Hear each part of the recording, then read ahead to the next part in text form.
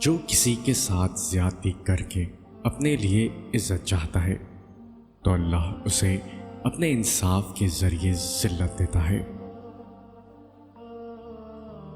اللہ کو ڈھونڈنے اور اسے پانے کے لیے کوئی راستہ نہیں ہے، راستے تو دور جانے کے لیے ہوتے ہیں، سفر کرنے اور منزلیں طے کرنے کے لیے ہوتے ہیں۔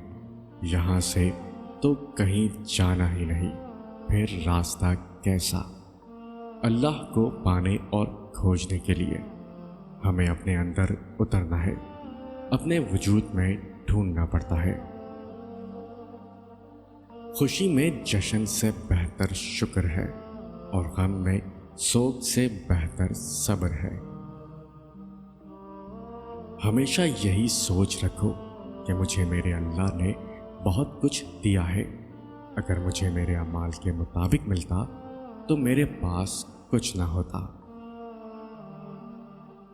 جب اللہ راضی ہو جاتا ہے تو مقدر سبھی بدل جاتے ہیں۔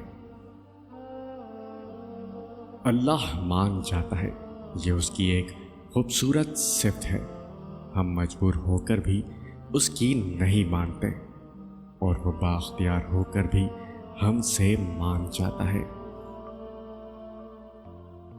کسی کا دل اتنا مت دکھاؤ کہ وہ اللہ کے سامنے تمہارا نام لے کر رو پڑے، کیونکہ ٹوٹے ہوئے دل سے نکلی آہ عرش تک جاتی ہے۔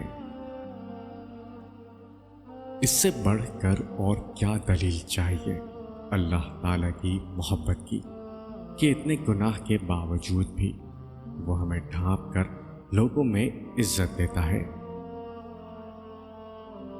اللہ جانتا ہے یا وہ شخص کہ وہ آنسو کتنے تکلیف دہ ہوتے ہیں جو باہر ٹپکنے کی بجائے اندر گرتے ہیں۔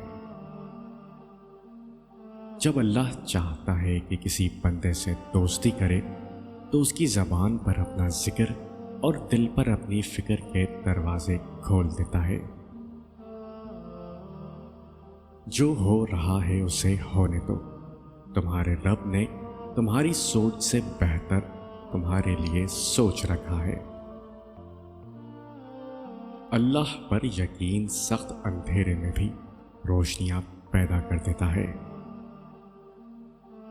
جب کوئی ہاتھ اور ساتھ دونوں چھوڑ دیتا ہے تب اللہ تعالیٰ کوئی نہ کوئی انگلی پکڑنے والا بھیج ہی دیتا ہے۔